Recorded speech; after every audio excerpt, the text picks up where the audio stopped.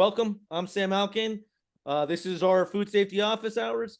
And recently, I've been told that I've been difficult to track down. But, I'm no Martin Weedman, and he's not, I thought he was going to be here, but he's not here. So he's very difficult to figure out.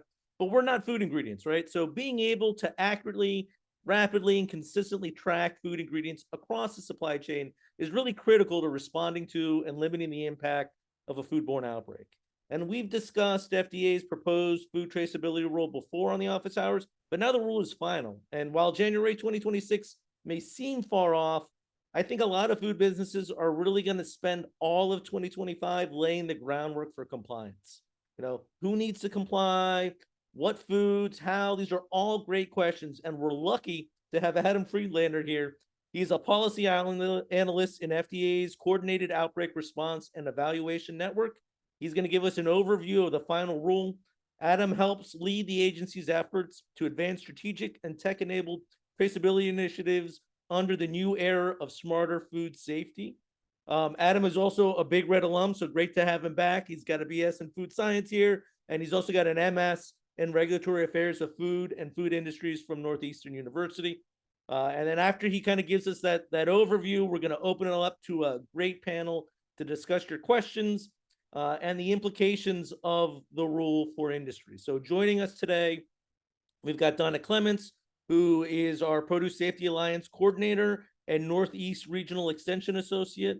We've got Dr. Jennifer McIntyre, who's the founder of Food Safety Strategy. We've got Melanie Newman, who's the founder of Newman Advisory Services and an entrepreneur at residence here at Cornell University. We've got Dr. Alyosha Trimchek, who is a Senior Extension Associate here in the Department of Food Science. All here to answer the questions that we have and kind of discuss this rule. Now, a lot of you have already pre-submitted questions. I think this is the biggest list of questions that I've seen come in quite some time. But if you've got new ones, don't hesitate to think about them and then put them in that little chat box. There's a little chat box at the bottom.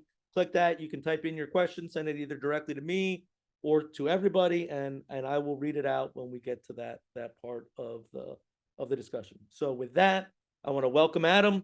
Thanks for coming, and take it away.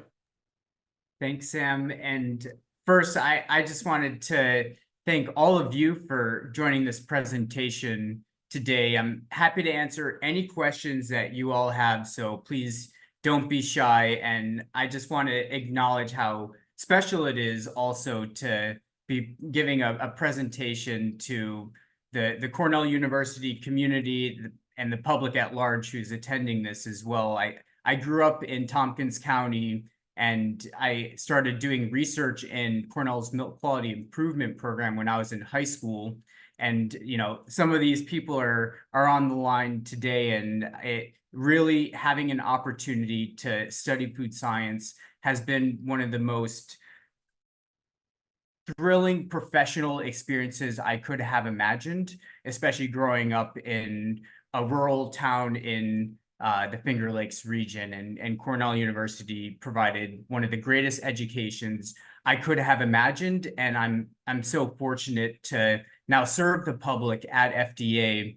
And I've spent a lot of time reflecting about what the food science education meant to me. And there are so many facets to a food science education, especially at Cornell and other land-grant universities. And I've gravitated toward not only like the food microbiology, the food chemistry, the food engineering, but there are new technologies that are rapidly coming onto the scene in the food space. And our supply chains are becoming more globalized, more complex. And there's an opportunity right now for us to embrace technology and understand the limitations, the opportunities surrounding food traceability and overall supply chain management. And I do see this as a legitimate function of food science and food technology. And a lot of companies right now are starting, as Sam mentioned, are starting to prioritize food traceability. And I've been thinking a lot about the role that universities and extension agents play in coalescing and really trying to provide an academic framework for undergraduate and graduate students who want to gain experience in the food industry, and also looking at this from a multidisciplinary perspective. So, there's obviously food safety, but there's also IT, there's operations, there's regulatory legal, there's marketing, there's public policy. And so all of these pieces are really coming together with food traceability. So I'm going to be providing a brief overview about the food traceability final rule, which Sam mentioned. The compliance date is in January of 2026. This rule really became final in November of 2022. So there are several years leading up to compliance, but we are getting many questions from the food industry every single day. We are conducting as much outreach and education as possible.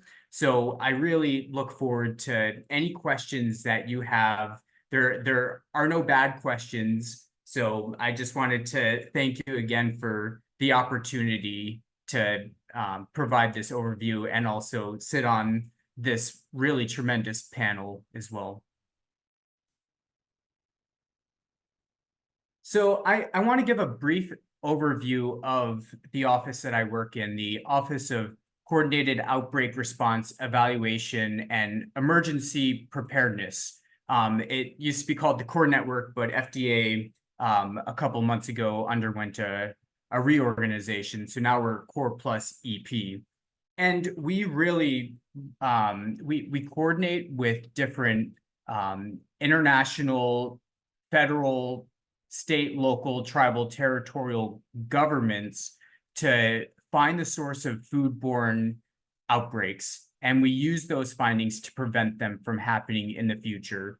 And, in the past, I don't know, couple decades, a lot of the information that we receive are paper-based records. The data that we receive during an outbreak investigation, which involves people getting sick, confirmed illnesses, and with recent advances, a few decades ago with pulse field gel electrophoresis, and now with whole genome sequencing, we're able to find different clusters of illnesses. And we need to say, if we have 2 or 100 people who are sickened by the same strain of listeria, for example, if we're able to find a matching strain through our inspection process, it will make our regulatory actions much stronger.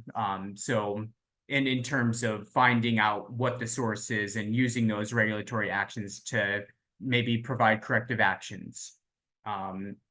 So if you're looking at the screen right here, you'll see different distribution records, maybe purchase orders, invoices. There could be bills of lading, for example, these traditional business records. And a lot of the data that you see on the screen is unstructured, right? You might have a quantity, you might have an item description. Maybe one document will call it item description, another will call it a product description. You also see different dates on these documents. So one might be a ship date, one might be a delivery date. I know the text is small, but if you're looking right here in this top left, this is called a due date. And so in Core, when we are receiving these records, sometimes we receive records in the dozens, and sometimes we receive records in the thousands. So it's very much like trying to piece together a very complex puzzle to figure out where we need to create different assignments to maybe inspect a facility or find out where in the supply chain this contamination may have occurred. And we always start, for the most part, we start at the point of sale. So a retailer or a restaurant. And the Bioterrorism Act of 2002 established the one-up, one-back record keeping, but there were some limitations in terms of the data that was provided in those in that law, in that regulation. It was unharmonized, it was unstructured, and actually retailers and restaurants were exempt from that rule. So the most crucial part when FDA begins an outbreak traceback, we were not able to find out that information readily. So Congress in 2010 passed the Food Safety Modernization Act. The president signed it into law in 2011 because they recognized that we can do better with traceability information, especially given the severity of outbreaks that have historically taken place over the last few decades. So in 2022, we finalized the Food Traceability Final Rule, which Congress passed through the Food Safety Modernization Act Section 204. So I'm excited to talk a little bit about this rule today. This is just a very quick example of the complexity of a traceback investigation. There are numerous points of sale, and behind every one of those points of sale are people who got sick from eating a certain food item. In this case, it's a redacted traceback diagram of a romaine lettuce outbreak in 2018. But you can see on this slide that there are many different points of sale, which have many different points of distribution, different brokers or shippers, handlers, even processors. And it's very difficult to pinpoint one exact farm who may have caused contamination. It may have been an entire region that was a culprit of contamination. And in the past, as we've seen with some of these outbreaks, it has led to market withdrawals from an entire region. And we want to prevent those types of massive market withdrawals from the market. So we're hoping that with this final rule, we will be able to harmonize the language of food traceability, not only in the United States, but around the world. How can we collaborate with our trading partners as well, internationally, to help them speak the same language of food traceability? So we believe that the key data elements that we are defining in this rule that need to be captured at certain critical tracking events are universal and can be applied to all foods. But understanding that this rule is very specific to foods on the food traceability list. So as I mentioned, this rule really is about record keeping. It's about the data that a firm captures. We are not mandating any specific technology to maintain these records. Firms can use both electronic records, they can use paper records, but the most important take-home message is that the data that we are capturing in our supply chains need to follow this key data element framework. It's very important to recognize that at different points in the supply chain, people may be assigning unique identifiers at certain points, and as CORE conducts an outbreak investigation and everyone is assigning different unique identifiers for the same product, it can take days, it can take weeks. Sometimes these outbreak investigations remain unsolved. So it's very important for us to more rapidly and accurately conduct outbreak investigations in this country. So this rule applies to persons who manufacture, process, pack, or hold foods on the food traceability list. And I'll provide the food traceability list in a few slides, but it does cover the entire food supply chain, and it does include both foreign and domestic entities. So if I'm an international producer of produce, for example, and I'm exporting product into the United States, then I, as the international produce producer, would have to conform with the requirements of the food traceability rule. There are some full and partial exemptions. I'll go into a few of them in a few slides as well. So this is the food traceability list. This list was created using a risk ranking model for food tracing, and inputs that went into creating this risk ranking model was actually derived from Congress's instructions.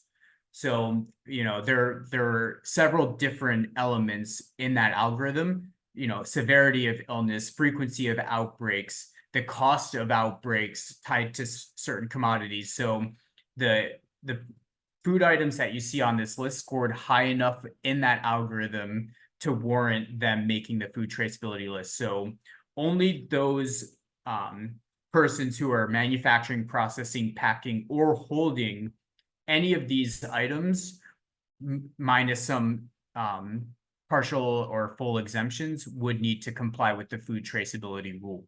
So we have different cheeses, we have shell eggs, nut butters, we have different produce commodities, and we have some seafood commodities and ready to eat deli salads as well. So I think it's important to note that only the form that you see on this list, so if it's fresh herbs, the fresh herbs would need to, if you're handling fresh herbs, you need to comply with the rule. But if they're dried herbs, then you're changing the form of that food, and you no longer need to comply with the food traceability rule if the form changes. So peppers, fresh peppers, if you're freezing peppers, you do not need to comply with the food traceability rule.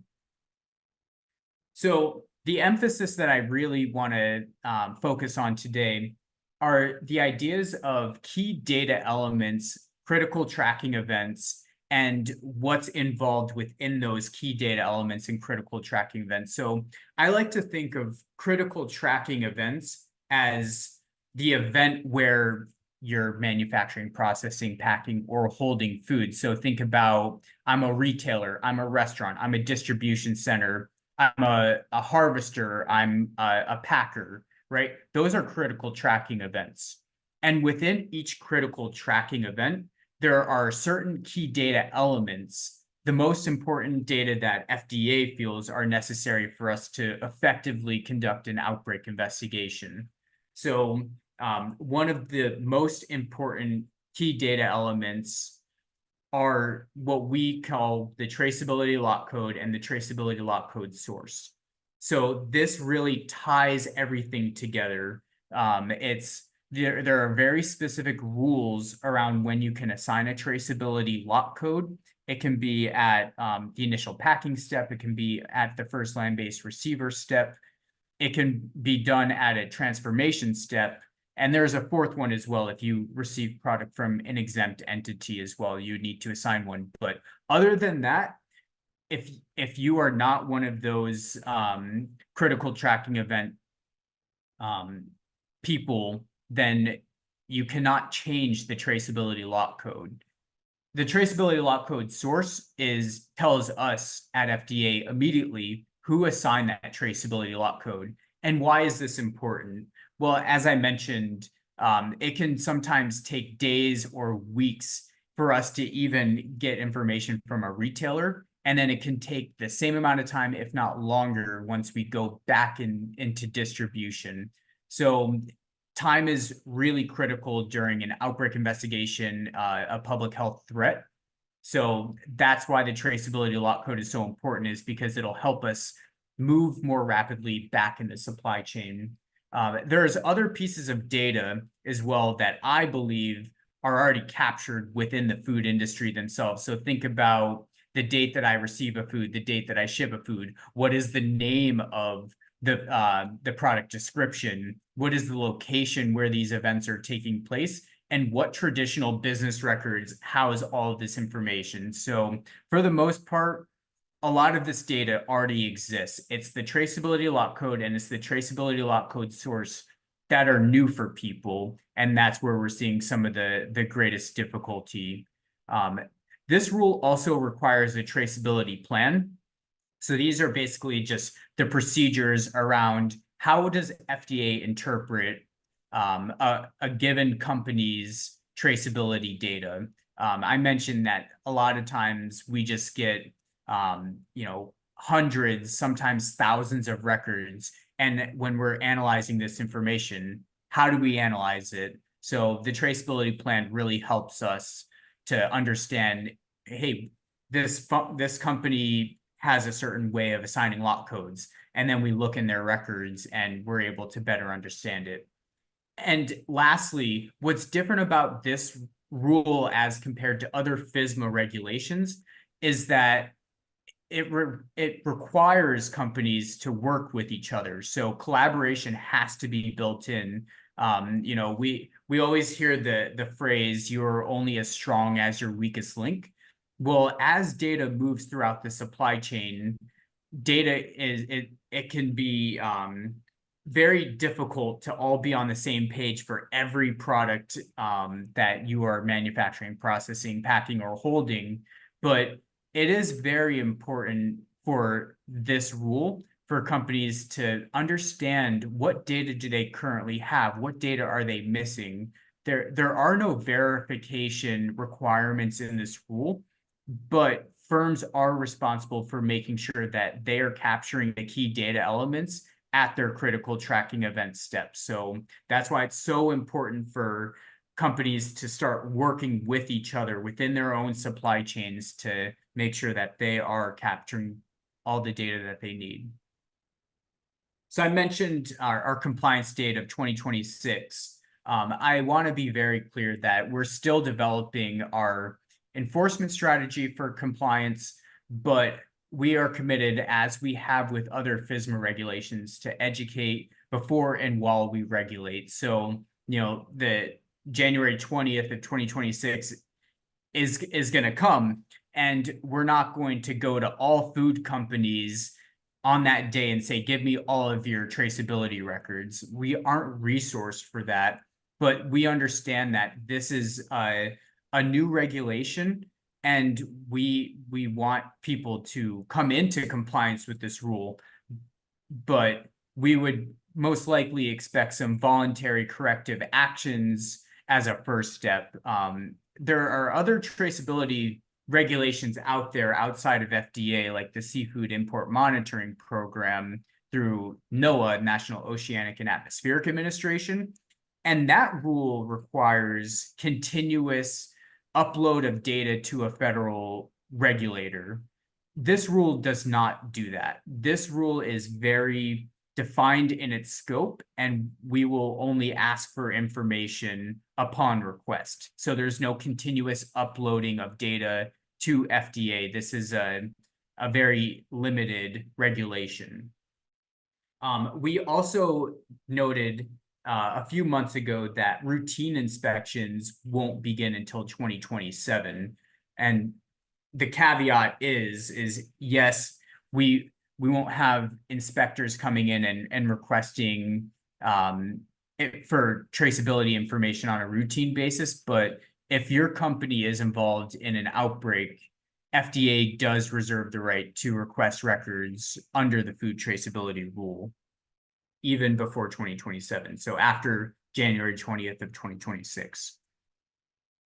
These are just a few of the exemptions. I don't want to spend too much time on all of these, but I do think it's important to note that if you do apply for an exemption, if you fall into any of these categories, if you're a retail food establishment / restaurant that makes less than $250,000 per year, or a farm that makes less than 25,000 a year, then the traceability rule does not apply to you.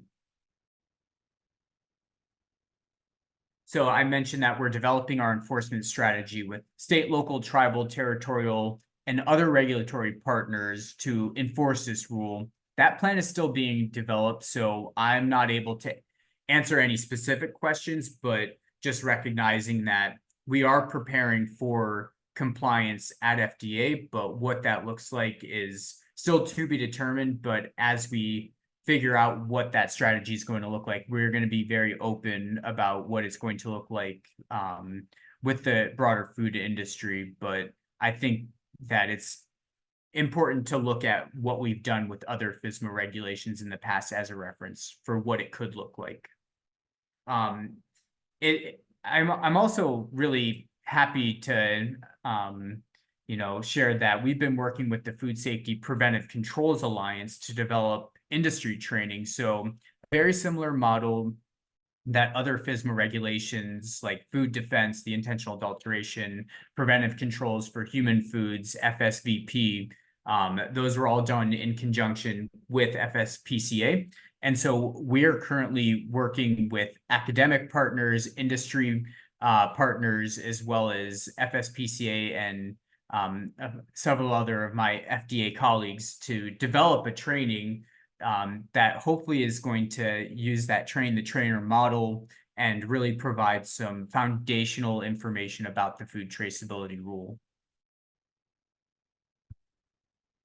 So now I want to spend some time just going a little deeper into key data elements, and I also want to provide some examples of what supply chains look like, because I know this is a lot of information, and I want you all to look at this from a more simplistic view. So we have this resource on our website, and if you click onto each of these tabs, it'll tell you what key data elements need to be captured. So I already went through what the key data elements are, but this is just a helpful list. So now I want to provide a few brief examples of what this looks like. So let's say that we're an aquaculture shrimp supply chain.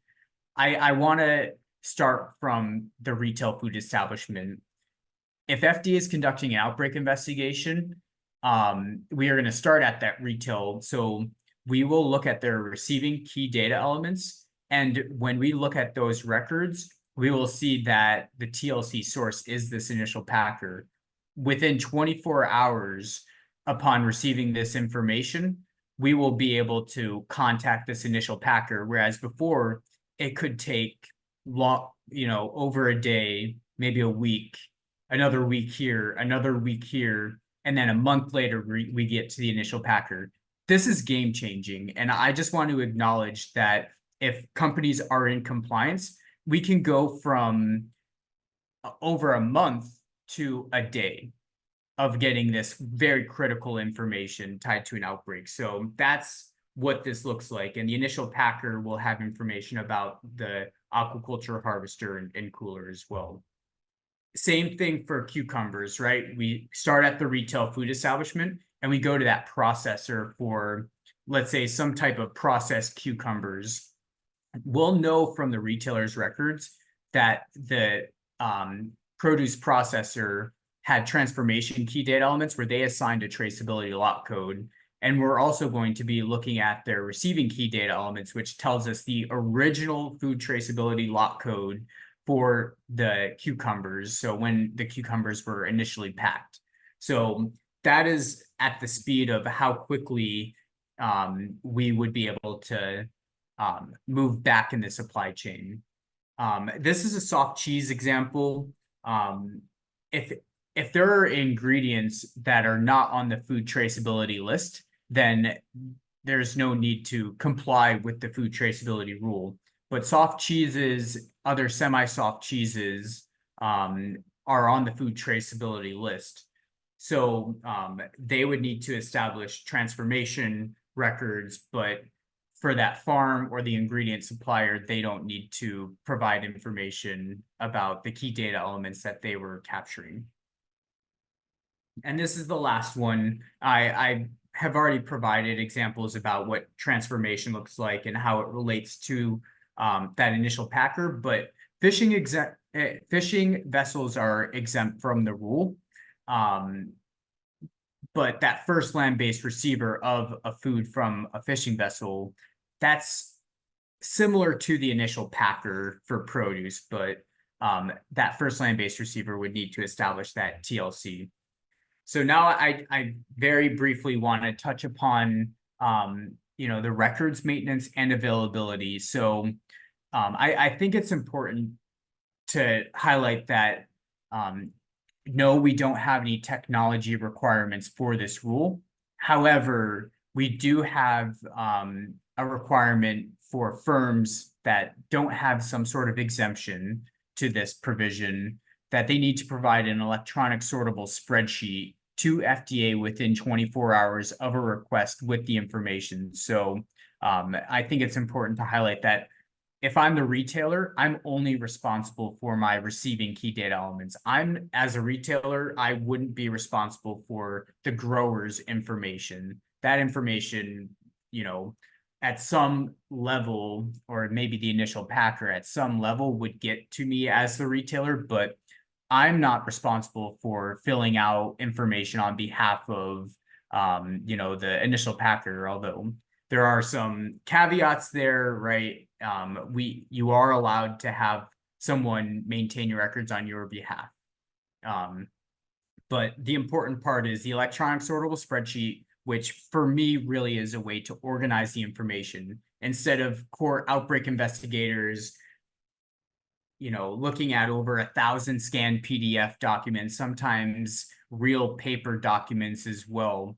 And we will have a more organized and structured way of analyzing this information. The records must be kept for 2 years as well, and that's consistent with other FSMA regulations. And then lastly, these records, there's a provision that there's no duplication of records. So you're allowed to use your traditional business records, whether it's purchase orders, invoices, bills of lading, electronic data interchange, ways of sending data electronically. All of that is appropriate, but within the electronic sortable spreadsheet, we would like to see a reference to those actual business records so we can look at that information as well. So we have a resource on our website. I'm happy to also share my screen after this, but we have many resources on the food traceability rule landing page. Highly recommend everyone to look at all of the resources that we have. We want to be a resource, but we looked at every critical tracking event, and we looked at each KDE within each of those critical tracking events. And so we put the column header as the KDEs. So we have a blank version of this template that companies are free to use. You don't have to use it, that specific electronic sortable spreadsheet. And we also have some examples with synthetic data to show you what it does look like. So more to come. We are committed to as much outreach, education, and technical assistance as possible. It's very difficult to reach everyone. So whether you're in academia, extension, if you are working for a food company, get the word out about this. Talk to your trading partners. Talk to anyone that you can who has questions about this. But FDA is here to help however we can, and we actually respond to, I want to say hundreds, if not thousands, of industries questions so far. So we look forward to more of that as well. One of the pieces that I work on pretty heavily at FDA is the development of an internal FDA system to facilitate the analysis of traceability information. We are calling this the product tracing system. It's another provision within FSMA section 204 that FDA needs to have a system to receive industries data. I can tell you that it's a very manual process right now. Our outbreak investigation team, we use, straight up Word documents, and we draw text boxes and we draw manual arrows with information about each firm as we're moving back in the supply chain. And as we're anticipating receiving this more structured data, we need to be more rapid with our analysis as well and try to automate this process. We want to base this automation off of validated manual methods, but this is one of the exciting pieces of working at FDA for me, is getting to work on this software system. And we are basing this off of open source technology. And over the next year, we want to provide more information about how we're visualizing our traceability data and an opportunity to do some outreach as well with other regulatory partners, academia, or even industry if they choose to use it. But this internal system is only for FDA, but we want to have a public facing version released sometime in 2025. And lastly, we have many resources. I want to say we've translated into 5 different languages. So all of these resources are translatable, Spanish, French, simplified Chinese, Thai, and Vietnamese as well. There could be a few others, but feel free to take a look at all of these. I can share my slides after as well. And then we have some more supply chain examples. And then lastly, down here, the FSMA Technical Assistance Network. This is an area, this is a website where anyone can ask questions of FDA for this regulation as well as other FSMA regulations. But if you have a specific question about traceability, feel free to use the FSMA Technical Assistance Network. We call it the TAN. And we do have a team of people who think about responses for each of them. And we actually use a lot of the questions that we receive from the industry to inform our resources, our updated FAQ pages. So please feel free to reach out. And with that, I welcome your questions and thank you all so much for joining today. I want to end just by saying that it's a real pleasure to work in food traceability along some really phenomenal people who have laid the groundwork, for many years now, some of whom are on the screen right now. And this is a team effort, and this is an opportunity to continue building toward a more resilient and sustainable food supply chain. And we can reduce the severity of foodborne illnesses and improve outbreak investigation processes. So with that, I just wanted to thank you all again and looking forward to your questions.